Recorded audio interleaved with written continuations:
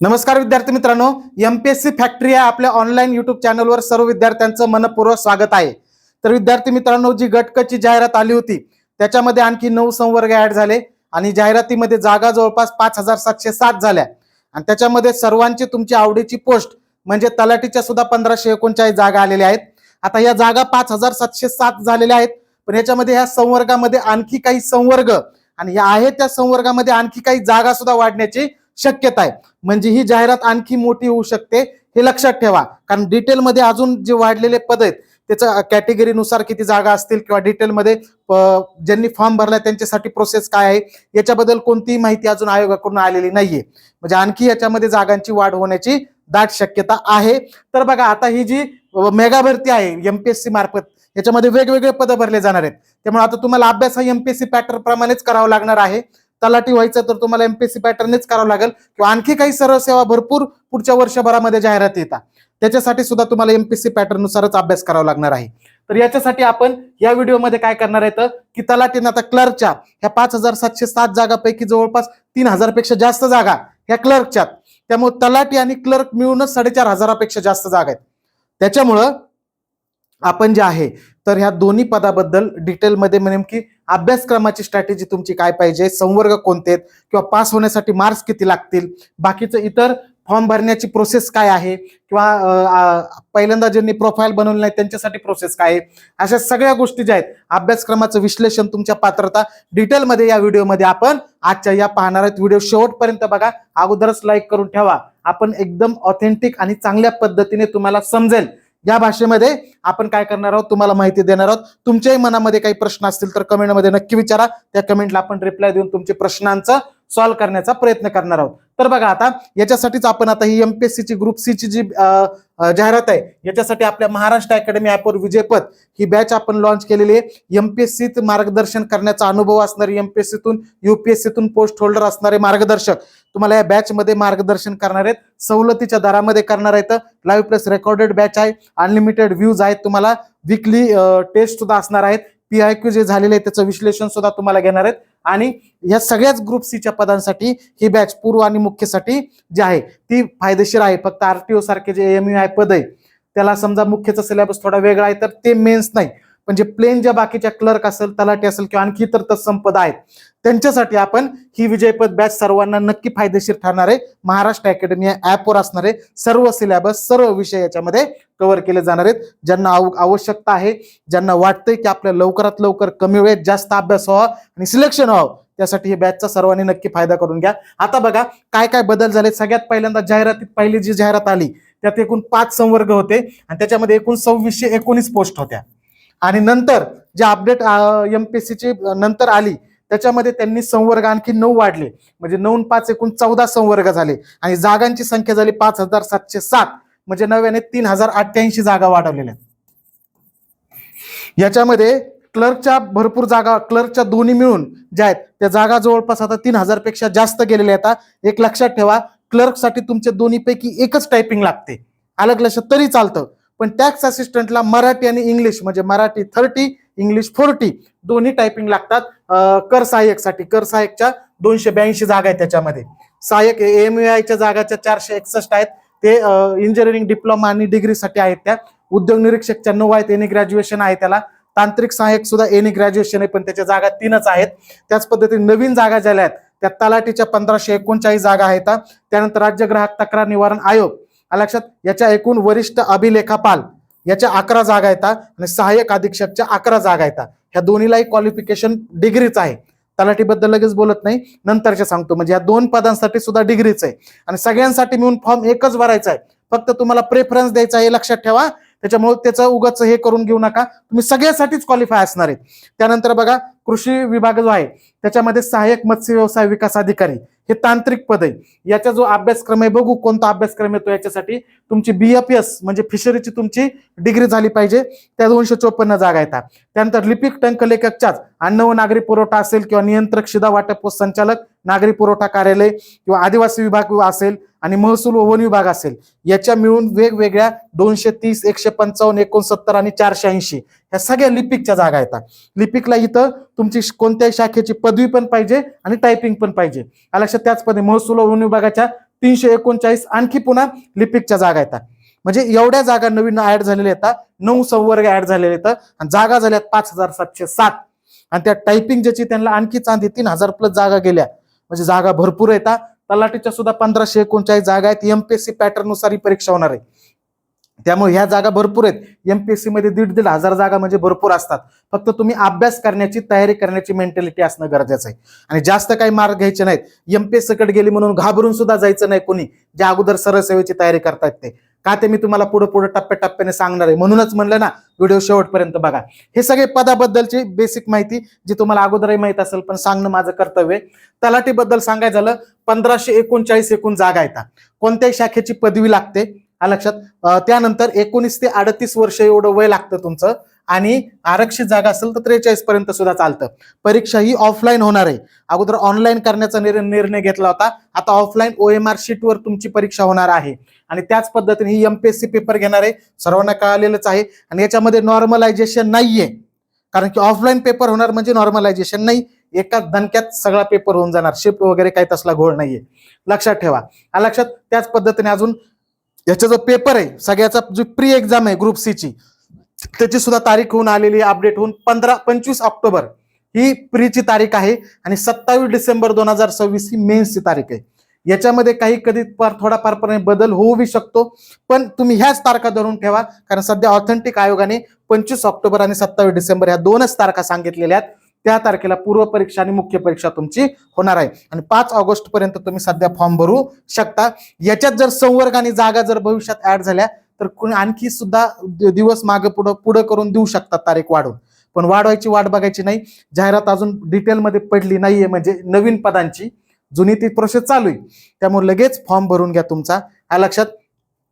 परीक्षा शुल्क वगैरे तर माहिती आहे तुम्हाला, कॅटेगरीला 294 आहे, ओपन मधून फॉर्म भरला तर 394 एवढं परीक्षा शुल्क याच्यासाठी आहे. हे सगळ्या गोष्टी तुम्हाला मी या ठिकाणी सांगितलेल्या आहेत. म्हणजे टप्प्याटप्प्याने पुढे जाऊया आपण. त्यानंतर बघा, सर्वात महत्वाचं, एमपीएससी जर तुम्ही आता नव्याने एमपीएससी मध्ये जर घुसला असाल तर तुम्हाला तुमची प्रोफाईल नव्याने तयार करावी लागणार आहे. प्रोफाईल तयार करण्यासाठी काय काय लागतं बघा. प्रोफाईल तयार, आणि ज्यांनी प्रोफाईल तयार केली त्यांच्यासाठी काय वेगळं करायचं ते पण सांगतो तुम्हाला, लक्षात. एक तर फोटो पाहिजे तुमचा, सही पाहिजे. दुसरं तुमचं आधार कार्ड अपडेट केलेलं, हे खूप महत्वाचं आहे, लक्षात ठेवा. म्हणजे तुमचे जे डॉक्युमेंट्स आहेत त्याच्यावर तुमचं नाव, जन्मतारीख वगैरे जे आहेत गोष्टी, त्याच तुमच्या आधार कार्डवर असणं आवश्यक आहेत. फोटो सुद्धा एकदम जुना असता कामा नये. तसं जर जुना झालेला आधार कार्ड असेल तर ते अपडेट करून घ्या. सगळ्यात महत्वाचं आहे एज, नॅशनॅलिटी, डोमेसाईल सर्टिफिकेट. हे एकदा काढलं की पुन्हा डबल काढायची नसते गरज, त्याची सुद्धा आवश्यकता असते. नॅशनल, आता अगोदर हे तिन्ही एकत्रच यायचं, आता नॅशनॅलिटी, डोमेसाईल वेगवेगळं येतंय, ठीक आहे ना. त्यानंतर 10वी 12वीचं गुणपत्र आणि प्रमाणपत्र, यातलं काही हरवलं असलं तर बोर्डातून तुम्ही जाऊन आणू शकता. त्यामुळे कुणाचं काही बरेच जण असे असतात की माझं 10वीचं मार्कशीटच हरवलंय, प्रमाणपत्रच हरवलंय, ते भेटतं तुम्हाला, त्या पद्धतीने बघा. त्याच पद्धतीने पदवीचं तुमचं डिग्रीची जी सर्टिफिकेट आहे ते असणं गरजेचं आहे. जर नसलं तर लास्ट सेमिस्टरची मार्कशीट जरी असली तरी चालते. आणि तेही तुमच्याकडे नाहीये समजा, तर तुम्ही ॲपियर म्हणून सुद्धा फॉर्म भरू शकता. म्हणजे तुमची डिग्री चालू असताना सुद्धा, फर्स्ट इयर असो सेकंड इयर असो, तुमचं 19 वर्ष पूर्ण झालंय ना, तर तुम्ही सर्वजण फॉर्म भरू शकता. फक्त तुमची मुख्य होईपर्यंत तुमची डिग्री झाली पाहिजे. आणि मी तर म्हणतो ज्याला पुढे एमपीएससीची तयारी करायची, कारण आता सरळ सेवा तर एमपीएससी मध्ये, त्यांनी जरी तुम्ही फर्स्ट इयर सेकंड इयरला असलात तरी सुद्धा फॉर्म भरा. जर तुम्ही अभ्यासाला आतापासूनच सुरुवात केली असेल तर ॲपियर म्हणून फॉर्म भरा. कारण काय असतं, ऍक्च्युअल मध्ये परीक्षा देऊन सिलेबस, अभ्यासक्रम, परीक्षा पॅटर्न, टायमिंग मॅनेजमेंट हे समजून जे घेताना जे तुम्ही गोष्टी शिकता, त्या सेल्फ स्टडी करताना 6 महिन्यात शिकत नाही, त्या 1 तासामध्ये शिकत असता. हे लक्षात ठेवा त्या परीक्षेच्या. त्यामुळे तुम्ही ते परीक्षा तुम्ही द्या, ॲपियर म्हणून द्या. लईत लई तुमचे 300 रुपये जातील. त्याच्यापेक्षा काय तुमचं उन्हात घर बांधणारे आयोग तरी, लक्षात. किंवा त्या तुमचे 300 घेऊन आयोगही करोडपती होणार नाहीये. त्यामुळे एक काम करा, तुम्ही फॉर्म भरा, 100% फॉर्म भरा आणि प्रिपरेशन करा ना सुरू. कारण की प्रोसेस आता ही थांबणारी नाही, एमपीएससीतूनच आहेत आणि भरपूर जागा दरवर्षी येत राहणार आहेत. मग तुम्ही फॉर्म मिस करू नका. त्यामुळे तुम्हाला लवकरात लवकर पॅटर्न समजून जाईल.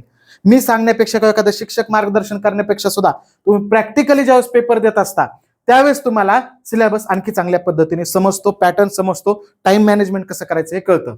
कास्टचं प्रमाणपत्र जर कॅटेगरीमध्ये असेल तुम्ही तर बरोबर आहे का, कास्ट व्हॅलिडिटी म्हणजे जात वैधता प्रमाणपत्र असलं तर चांगलंच आहे, नसलं तर तुम्ही नंतर जॉईन झाल्यानंतर दिलं तरी चालतंय, त्याचा काही एवढा इश्यू नाहीये. नॉन क्रिमिनल पाहिजे. आणि सर्वात महत्वाचं, ज्यांची जुनीच प्रोफाईल आहे त्यांनी नॉन क्रिमिनल जे आहे ते अपडेटेड आहे का बघा. म्हणजे तुम्ही नॉन क्रिमिनल काढल्यानंतर त्याची व्हॅलिडिटी 3 वर्ष असते, त्या 3 वर्षामध्ये बसतंय का बघा, अलग लक्षात. आणि नसल बसल तर नवीन नॉन क्रिमिनल काढा, मग फॉर्म भरा. 3च वर्ष, अगोदर तर 1च वर्ष असायचे, आता तर 3 वर्ष व्हॅलिडिटी केलेली त्याची. त्यामुळे ते नॉन क्रिमिनल कुणाला लागतं, ओबीसीला लागतं, फक्त एनटी ओबीसी यांना, बाकीच्या कोणाला आवश्यकता नाही. कारण ईडब्ल्यूएस असेल किंवा एसीबीसी असेल, त्यांचं कास्ट सर्टिफिकेट आणि नॉन क्रिमिनल एकत्रच दिलं जातं एकाच पेजवर, त्यामुळे त्यांना टेन्शन नाहीये त्याचं काही, फक्त ओबीसी वाल्यांना हे काढावं लागतं. लक्षात. अशा पद्धतीने आहे ती 3 वर्षाची व्हॅलिडिटी सुद्धा तुम्ही बघा त्याच्यामध्ये. त्याच पण तुमचं अपंग, अनाथ, प्रकल्पग्रस्त किंवा खेळाडू अशा आरक्षणामध्ये जर तुम्ही बसत असाल तर त्याचं तुमचं सर्टिफिकेट व्हेरीफाईड झालेलं आहे का ते पण चेक करा. आता व्हेरीफाईड करायला लागेल, पहिल्यासारखं डुप्लिकेट सर्टिफिकेट वापरून आता नोकरी मिळवणं लय अवघड झाले, विशेषतः अपंग आणि स्पोर्ट कोट्यातले, त्यांची तर लय अडचण गोची झालेली जे डुप्लिकेट सर्टिफिकेट काढलेत त्यांनी. कारण स्पोर्टचं सर्टिफिकेट व्हेरीफाईड करतात, त्यामुळे ते व्हेरीफाईड असणारे सर्टिफिकेट असले तरच त्या आरक्षणाचा लाभ घ्या, नाहीतर मग तुमचं डुप्लिकेट आहे, तुम्ही काहीतरी जुगाड केलेला आहे तर मात्र उगाच रिस्क घेऊ नका, गुतू नका कुठं. ठीक आहे. ह्या सगळ्या गोष्टी ज्या आहेत ह्या लागतात. जर तुम्ही प्रोफाईल बनवलेली असेल तर बेसिक काही गोष्टी अपलोड कराव्या लागतात, ते सांगतं ते फॉर्म, कारण ज्यांनी प्रोफाईल बनवली त्याला फॉर्म भरण्याची प्रोसेस सुद्धा माहिती आहे. आणखी एक महत्वाचं, जे नव्याने प्रोफाईल काढणार आहेत त्यांनी शक्यतो नेट कॅफेमध्ये किंवा कॉम्प्युटरवरच प्रोफाईल बनवा, डॉक्युमेंट अपलोड करा, मोबाईलमध्ये झटत बसू नका. कारण महत्वाचं असतं, आपल्या आयुष्याचा टर्निंग पॉईंट असतो हा. आणि तसं जर गोष्टीला थोडी काटकसर केली तर कसं भागेल. घरी पीसी असेल, मित्राकडे असेल लॅपटॉप पीसी, त्याच्यावर प्रोफाईल बनवा. प्रोफाईल कशी बनवायची याचा व्हिडिओ आपण आपल्या ह्या चॅनलवर टाकलेला आहे. फॉर्म भरण्याची स्टेप बाय स्टेप प्रोसेस सुद्धा आपण ह्या चॅनलवर टाकलेली आहे, ते व्हिडिओ जाऊन बघा, तुम्हाला सगळ्या गोष्टी समजून जातील त्या. लक्षात. ह्या गोष्टी सगळ्या आणखी महत्वाच्या आहेत. त्यानंतर बघा पूर्व परीक्षा आणि मुख्य परीक्षा आहे. पूर्व परीक्षेला 100 प्रश्न 100 गुण आहेत. लक्षात. वेळ 1च तास आहे. निगेटिव्ह मार्किंग सुद्धा 1/4 आहे. लक्षात. याचा सिलेबस कसा आहे पुढे सांगतो मी विश्लेषणीचं. आणि मुख्य परीक्षा जी आहे याला सुद्धा निगेटिव्ह 1/4 एवढीच आहे. 2 पेपर आहेत, पेपर 1 आणि पेपर 2. पेपर 1 मध्ये मराठी आणि इंग्रजी 50-50 प्रश्न, 100 प्रश्न, 200 गुण आहेत. आणि दुसरा पेपर 2 मेन्स असतो जीएसचा, त्याचे 100 प्रश्न 200 गुण आहेत. म्हणजे मुख्य परीक्षा 200 प्रश्न 400 गुणाची असते आणि पूर्व परीक्षा 100 प्रश्न 100 गुणाची असते. या सुद्धा प्रत्येक पेपरला 1-1 तासच वेळ असतो. एकाच दिवशी दोन्ही पेपर होतात, सकाळच्या आणि दुपारच्या सत्रामध्ये मुख्यचे.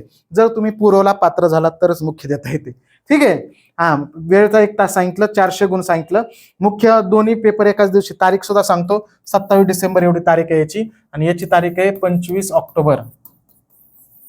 ठीक आहे ना. अशा पद्धतीने लक्षात ठेवा. त्यानंतर बघा आता पूर्व परीक्षेचा अभ्यासक्रम. राज्यशास्त्राचे एकूण 15 प्रश्न असतात. राज्यघटना, पंचायत राज, संविधान, संविधानाची पार्श्वभूमी वगैरे हे. इतिहासामध्ये प्राचीन मध्ययुगीन भारताचा इतिहास नसतो. आधुनिक भारताचा इतिहास, महाराष्ट्राच्या विशेष संदर्भासह 10 प्रश्न आहेत. अगोदर 15 असायचे, नंतर बदलून 10 केला आता, कारण गणित आणि बुद्धिमत्ताचं वेटेज वाढवलं. भूगोलाचं सुद्धा, भूगोल सुद्धा पृथ्वी, जागतिक विभाग, हवामान, अक्षांश, रेखांश, महाराष्ट्रातील जमिनीचे प्रकार, पर्जन्यमान, प्रमुख पिके, शहरे, नद्या, उद्योगधंदे, 10 प्रश्न आणि महाराष्ट्राच्या विशेष संदर्भास आहेत. हे आहे असं आयोगाचं जे दिलंय त्याचा दिलंय बरं का मी इथं. त्यामुळे आयोगाच्या प्रत्येक शब्द ना शब्द सिलेबसचा व्यवस्थित समजून घ्या. विज्ञानमध्ये फिजिक्स आहे, केमिस्ट्री आहे, झुलॉजी आहे, बॉटनी आहे आणि हायजीन, आरोग्यशास्त्र, असे 15 प्रश्न असतात.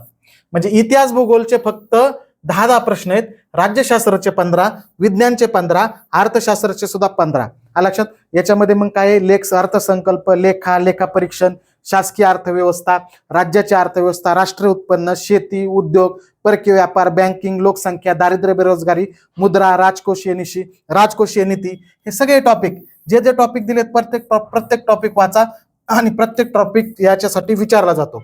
15 प्रश्न. चालू घडामोडी, जागतिक तसेच महाराष्ट्रासह भारतातील, म्हणजे जगाच्या, महाराष्ट्राच्या आणि भारताच्या तिन्ही विचारतात 15 प्रश्न. गणित बुद्धिमत्ताचे 20 प्रश्न असतात. लक्षात ठेवा.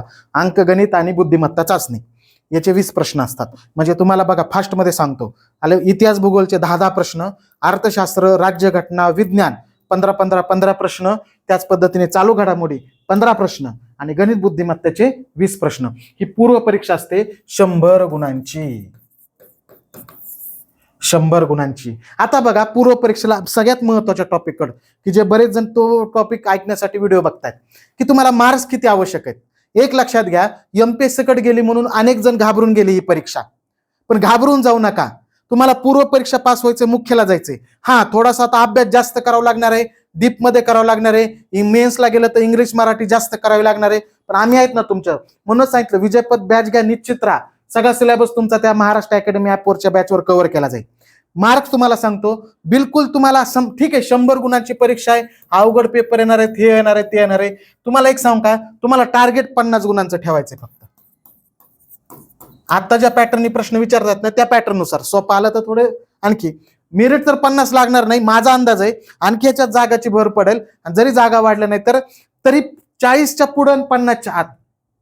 पण आपण 50+ टार्गेट ठेवायचे, म्हणजे फक्त निम्मेच मार्क घ्यायचे तुम्हाला. आणि निम्मे मार्क कसे घ्यायचे याच्या स्ट्रॅटेजीचा सुद्धा व्हिडिओ मी बनवणार आहे. त्यामुळे बिलकुल टेन्शन घेऊ नका. तुम्हाला जास्त मार्क घ्यायचे नाहीत, तुम्हाला 70, 80, 85 मार्क घ्यायचे नाहीत.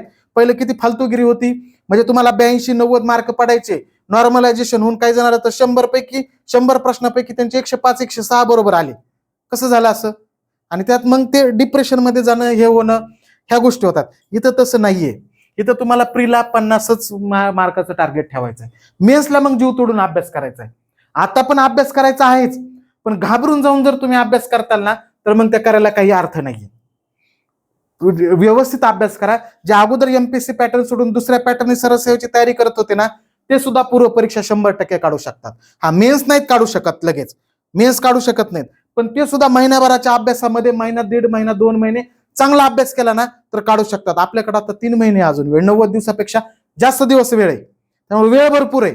टेन्शन घेऊ नका. पूर्व परीक्षेचं फक्त काय करायचंय, जुन्या प्रश्नपत्रिका समजून घ्यायच्यात, मागच्या 2-3 वर्षाचा पॅटर्न समजून घ्यायचा आहे आणि त्या पॅटर्ननुसार अभ्यास करायचा आहे. किंवा एक दर्जेदार मार्गदर्शक टीम तुम्हाला जर असेल तर त्यांच्याकडून मार्गदर्शन घ्यायचंय. ह्या गोष्टी आहेत बघा. त्याच्यामुळे बिलकुल घाबरून जाऊ नका, की बाबा हे सिलेबस जो आहे पूर्वचा एवढा मोठा वाढलाय आणि एवढे मोठे मोठे पेपर येतं, जो 400 मार्काची मेन्स आहे, 100 मार्काची प्री आहे. फक्त एकच आहे इथं, तुम्हाला टाइम मॅनेजमेंट जमलं ना आणि चांगल्या पद्धतीने शेवटपर्यंत अभ्यास प्लस रिव्हिजन केली ना तुम्ही, आणि सिलेबस आणि मागचे क्वेश्चन पेपर डोळ्यासमोर ठेवून अभ्यास केला आणि मागच्या प्रश्नांचा जर सराव केला ना, काही अवघड नाहीये प्री पास होणं. मेन्सला अभ्यास करायला मेहनत जास्त घ्यावं लागणार आहे खरंय, पण जे नवीन सरळ सेवेची करत होते ना, तर एमपीएससी कडे वळलेले आहेत, त्यांच्यासाठी फार अवघड नाहीये. पहिला तुमचा काय अभ्यास आहे तोच वापरायचा इकडं, फक्त थोडी प्रश्न विचारण्याची पद्धत बदलणार आहे. त्याच पद्धतीने टाइम मॅनेजमेंट तुम्हाला आणखी जास्त करावं लागणार आहे. गणित बुद्धिमत्ता कमीत कमी वेळेत जास्तीत प्रश्न सोडवण्याची तयारी करावी लागणार आहे. एवढंच आहे. लक्षात येतं? ह्या गोष्टी व्यवस्थित समजून घ्या. त्याच्यावर सेपरेट आपण एक व्हिडिओ घेऊया. चला पुढे जाऊया. आता आपण मुख्य परीक्षेला पेपर 1 जो असतो तो मराठी आणि इंग्रजी, ग्रामर प्लस व्होकॅब्युलरी दोन्ही पण असतं, व्याकरण आणि शब्दार्थ. 50-50 प्रश्न असतात, 100 मार्काचा पेपर असतो हा. ठीक आहे. आणि उतार्यावर दोन्हीचा पॅसेज पण असतो, दोन्हीमध्ये पण लक्षात 5-5 मार्काचा पॅसेज असतो. अशा पद्धतीने मुख्य परीक्षेमध्ये मग बुद्धिमत्ता आणि आकलन आहे, चालू घडामोडी आहेत जागतिक तसेच महाराष्ट्राच्या, भारतातील. म्हणजे प्रीला जे आहे तेच चालू घडामोडीचा पॅटर्न आहे. अंकगणित व सांख्यिकी सुद्धा आहे, म्हणजे बुद्धिमत्ता अंकगणित सुद्धा आहे. आता बघा, नवीन माहितीचा अधिकार कायदा नवीन अलग लक्षात, आणि महाराष्ट्र लोकसेवा हक्क अधिनियम, हे 2 कायदे आहेत. हे दोन्ही वेगळे करायचे आहेत, वेगळ्या पद्धतीने करायचे. आता लक्षात. त्याच पद्धतीने राज्यघटना सुद्धा याचा डिटेलमध्ये सिलेबस दिलेला आहे. तो सिलेबस साठी आपण इंस्टाग्रामवर एकता महाराष्ट्र अकॅडमीच्या पेजवर एक पोस्ट टाकले, रील. तिथे जाऊन कमेंटमध्ये PDF करा, तुम्हाला ही डिटेल मधली PDF फ्री मध्ये मिळून जाईल. ठीक आहे. आधुनिक भारताचा, विशेषतः महाराष्ट्राचा इतिहास, इथं सुद्धा प्राचीन मध्ययुगीन इतिहास नाहीये, लक्षात ठेवा. त्याचा सुद्धा डिटेलमध्ये दिलेला आहे. 1885 ते 1947 साधारणचा इतिहास हा तुम्हाला माहिती असणं गरजेचं आहे. भारताचा व महाराष्ट्राचा भूगोल, जगाचा भूगोल नाहीये मेन्सला, भारताचा व महाराष्ट्राचा भूगोल आहे. बरोबर आहे का? प्राकृतिक, नद्या, पठार वगैरे, भूरूपे, राजकीय, प्रशासकीय, ते ठीक आहे, डिटेलमध्ये दिलेलं आहे. पर्यावरण सुद्धा आहे, लक्षात ठेवा. त्यानंतर सामान्य विज्ञान आणि तंत्रज्ञान, पहिलं फक्त सामान्य विज्ञान प्रीला होतं, मेन्सला पुन्हा तंत्रज्ञान सुद्धा वाढलेलं आहे. बरोबर आहे का? मग हे बाकीचे सगळं प्लस तंत्रज्ञान आहे. अर्थव्यवस्था, अर्थव्यवस्थेमध्ये सुद्धा डिटेलमध्ये दिलेला आहे सिलेबस तुम्हाला. महाराष्ट्राच्या अर्थव्यवस्थे रिलेटेड सुद्धा तुम्हाला प्रश्न विचारले जातात. महाराष्ट्राची अर्थव्यवस्था बघा, शेवटचा पॉईंट आहे. त्यामुळे ह्या सगळ्या महाराष्ट्राच्या संदर्भात सहित गोष्टी करायच्यात. हेच विषय आहेत. काय आड वाढलंय? तंत्रज्ञान वाढले, पर्यावरण वाढले, त्यानंतर मग लोकसेवा हक्क अधिनियम व माहितीचा अधिकार एक वाढले, आणि बाकीचं मग थोडे काही पॉईंट जीएसच्या सिलेबसमध्ये वाढले. पण जीएसचा जो प्रिलिमसाठी अभ्यास करतायत ना, त्याच्यामध्येच तुमचा 70-75% अभ्यास होऊन जाणार आहे. म्हणजे मेन्सला तुम्हाला फक्त 25% वेगळा अभ्यास प्लस मध्ये इंग्रजी मराठी करायचं, हे लक्षात ठेवा. अशा पद्धतीने आहे बघा. आणि विजयपथ बॅच आहे, सर्वांना 100% ह्या बॅचचा फायदा होणार आहे. आलं लक्षात. ही बॅच आपल्या महाराष्ट्र अकॅडमीवर आपण लॉन्च केली. लाईव्ह प्लस रेकॉर्डेड तुम्हाला टेस्ट सुद्धा देणार आहेत आपण. झालेल्या प्रश्नाचं विश्लेषण सुद्धा घेतलं जाणार आहे. तुम्हाला स्पेशल तुम्हाला स्कोर बूस्टर स्ट्रॅटेजी सुद्धा तुम्हाला त्या ठिकाणी याच्यामध्ये दिली जाणार आहे. पर्सनल गायडन्स सुद्धा केलं जाणार आहे. मग एकंदरीत ऑल ओव्हर पॅकेज असणारी स्वस्तात बॅच आहे उपलब्ध महाराष्ट्र अकॅडमी ॲपवर. तर ही बॅचचा विजयपथचा सर्वांनी फायदा करून घ्या. आणखी या पदाबद्दल काही मनामध्ये अडचण असेल तर ती पण सांगा. इतर संवर्गासाठी सुद्धा टायपिंग वगैरे असेल तर हेच आहे सगळी माहिती. कारण सगळ्याचा पेपर एकच होणार आहे, फक्त टेक्निकलचे पेपर 2 वेगळा होतो त्याचा, किंवा म्हणजे मेन्स वेगळी होते, सॉरी, प्री तर सेमच असते सगळ्यांसाठी. त्यामुळे ते एक लक्षात ठेवा. बाकी मग क्लर्कसाठी करतात किंवा छोटे मोठे पद जे सांगितले ना मी, टॅक्स असिस्टंट आहे किंवा आता नव्याने ऍड झालेले, सगळ्यांसाठी ही स्ट्रॅटेजी हाच अभ्यास आहे. मग बिलकुल अशा पद्धतीने चाला, अशा पद्धतीने तयारी करा. आणखी तुमच्या मनामध्ये काही प्रश्न असतील किंवा आणखी कशावर व्हिडिओ बनवला पाहिजे हे जर तुम्हाला काही अडचण असेल तर नक्की कमेंटमध्ये विचारा. व्हिडिओला लाईक करा, आपल्या मित्रापर्यंत पोहोचवा, जेणेकरून त्यांनाही फायदा होईल. आणि देहभान विसरून प्रॉपर नियोजन करून अभ्यास करा. नियोजन प्रॉपर कसं करायचंय याच्यावर एक व्हिडिओ आपण बनवू. मेरिटचं कसं तोडायचं याच्यावर पण व्हिडिओ बनवू आपण. पण याला अगोदर सपोर्ट करा, म्हणजे पुढे आणखी आम्हाला एनर्जी येईल जास्तीत जास्त माहिती तुमच्यापर्यंत पोहोचवण्यासाठी. आणि विजयपथ बॅचचा सुद्धा फायदा करून घ्या. ही बॅच लावून घेतली की पुन्हा काहीच टेन्शन नाही, तुमच्याकडून आम्ही अभ्यास करून घेणार, हे मात्र फिक्स आहे. ठीक आहे, धन्यवाद.